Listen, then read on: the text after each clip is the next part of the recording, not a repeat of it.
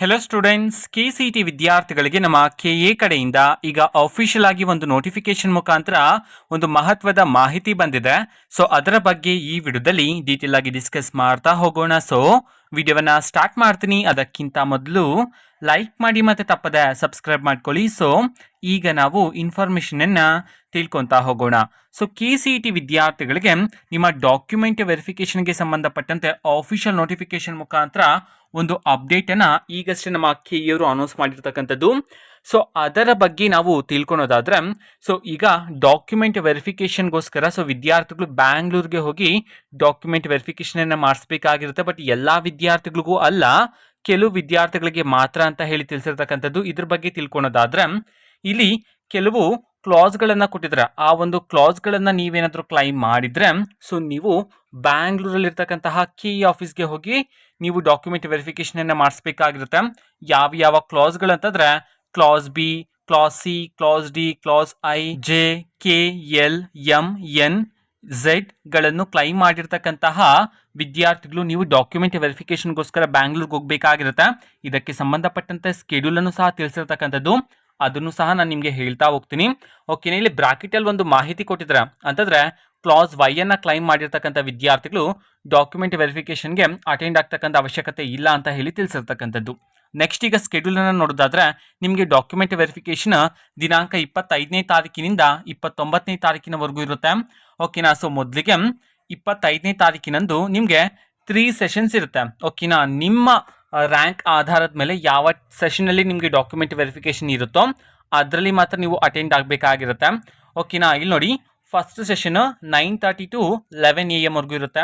Next second session ಬಂದ್ಬಿಟ್ಟು 11:15 to 1:15 ಇರುತ್ತೆ. ಮತ್ತೆ ಥರ್ಡ್ ಸೆಷನ್ ಬಂದ್ಬಿಟ್ಟು 2 ಗಂಟೆಯಿಂದ ಸ್ಟಾರ್ಟ್ ಆಗುತ್ತೆ. ಓಕೆನಾ, ಸೊ ಇದು ನಿಮ್ಮ ಸೆಷನ್ಸ್ಗಳು. ಸೊ ಫಸ್ಟ್ ಡೇ ಬಂದ್ಬಿಟ್ಟು ರ್ಯಾಂಕ್ 1 ಇಂದ 20,000 ರ್ಯಾಂಕ್ ವರೆಗೂ ಸಹ ಇರುತ್ತೆ document verification. Next second day ಅಂತಂದ್ರೆ 26th ಈ ದಿನಾಂಕದಂದು 20,001ದಿಂದ 80,000 ರ್ಯಾಂಕ್ ವರೆಗೂ ಸಹ ಇರುತ್ತೆ ಡಾಕ್ಯುಮೆಂಟ್ ವೆರಿಫಿಕೇಶನ್. ನೆಕ್ಸ್ಟ್ 27ನೇ ತಾರೀಕಿನಂದು 80,001 1,50,000 ವರೆಗೂ ಇರುತ್ತೆ. ನೆಕ್ಸ್ಟ್ 28th 1,50,001 2,20,000 ರ್ಯಾಂಕ್ ವರೆಗೂ ಸಹ ಇರುತ್ತೆ. ನಿಮ್ಮ ರ್ಯಾಂಕ್ ಇಷ್ಟಿದ್ರೆ ಸೊ ನೀವು ಆ ಸೆಷನ್ ಅಲ್ಲಿ ಡಾಕ್ಯುಮೆಂಟ್ ವೆರಿಫಿಕೇಶನ್ಗೆ ಅಟೆಂಡ್ ಆಗಬೇಕಾಗಿರುತ್ತೆ. ನೆಕ್ಸ್ಟ್ ಲಾಸ್ಟ್ ಡೇ ಅಂತಂದ್ರೆ 29/6/2024 2,20,001 ಲಾಸ್ಟ್ ರ್ಯಾಂಕ್ ಪಡೆದಿರ್ತಕ್ಕಂಥ ವಿದ್ಯಾರ್ಥಿಗಳಿಗೆ ನಿಮಗೆ ಲಾಸ್ಟ್ ಡೇ ಬಂದ್ಬಿಟ್ಟು ಡಾಕ್ಯುಮೆಂಟ್ ವೆರಿಫಿಕೇಶನ್ ಇರುತ್ತೆ. ಈ ಒಂದು ಸ್ಕೆಡ್ಯೂಲ್ ಅನ್ನ ನಮ್ಮ KEಯವರು ಅಫಿಷಿಯಲ್ ಆಗಿ ಅನೌನ್ಸ್ ಮಾಡಿರ್ತಕ್ಕಂಥದ್ದು ಡಾಕ್ಯುಮೆಂಟ್ ವೆರಿಫಿಕೇಶನ್ಗೆ ಸಂಬಂಧಪಟ್ಟಂತೆ. ಓಕೆನಾ, ಸೊ ಇದು ಇವತ್ತಿನ ಒಂದು ವಿಡಿಯೋ. ಸೊ ಎಲ್ಲಾ ವಿದ್ಯಾರ್ಥಿಗಳು ಅಗತ್ಯ ಇಲ್ಲ ನೀವು ಅಟೆಂಡ್ ಆಗೋದಕ್ಕೆ. ಬಟ್ ನಾನು ಹೇಳಿದ್ನಲ್ಲ, ಆ ಕ್ಲಾಸ್ಗಳನ್ನ ಕ್ಲೈಮ್ ಮಾಡಿರ್ತಕ್ಕಂಥ ವಿದ್ಯಾರ್ಥಿಗಳು ಮಾತ್ರ ನೀವು ಡಾಕ್ಯುಮೆಂಟ್ ವೆರಿಫಿಕೇಶನ್ಗೆ ಬ್ಯಾಂಗ್ಳೂರ್ಗೆ ಹೋಗಿ ಡಾಕ್ಯುಮೆಂಟ್ ವೆರಿಫಿಕೇಶನ್ ಅನ್ನ ಮಾಡಿಸ್ಕೋಬೇಕಾಗಿರುತ್ತೆ ಅಂತ ಹೇಳಿ ತಿಳಿಸಿರ್ತಕ್ಕಂಥದ್ದು. ಆ್ಯಂಡ್ ನಿಮಗೆ ನಿಮ್ಮ ಕ್ಲಾಸ್ ಯಾವುದು ಅಂತ ಗೊತ್ತಿಲ್ಲ ಅಂತಂದ್ರೆ ನಿಮ್ಮ ಅಪ್ಲಿಕೇಶನ್ ಅಲ್ಲಿ ಇರುತ್ತೆ. ಓಕೆನಾ, ಸೊ ಅದರ ಆಧಾರದ ಮೇಲೆ ನೀವು ಡಾಕ್ಯುಮೆಂಟ್ ವೆರಿಫಿಕೇಶನ್ ಅನ್ನ ಮಾಡ್ಕೋಬೋದಾಗಿರುತ್ತೆ. ಆ್ಯಂಡ್ ನಿಮ್ಮ ಕ್ಲಾಸು ಸಹ ತಿಳ್ಕೊಬೋದಾಗಿರುತ್ತೆ. ನೀವು ಅಪ್ಲಿಕೇಶನ್ ಹಾಕಿರ್ತಲ್ಲ KEಗೆ, ಸೊ ಅದರಲ್ಲಿ ಇರುತ್ತೆ, ಒಂದ್ಸಲ ಚೆಕ್ ಮಾಡ್ಕೊಳ್ಳಿ.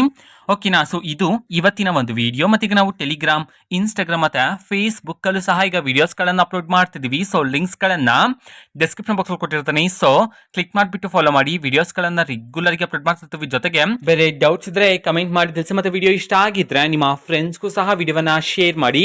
ನಮ್ಮ KEಯವರು ತಿಳಿಸಿರ್ತಕ್ಕಂತಹ ಅಫಿಷಿಯಲ್ ನೋಟಿಫಿಕೇಶನ್ ಮತ್ತೆ ಸ್ಕೆಡ್ಯೂಲ್ ಅನ್ನ ನಾವು ಟೆಲಿಗ್ರಾಮ್ ಅಲ್ಲಿ ಅಪ್ಲೋಡ್ ಮಾಡಿದ್ದೀವಿ.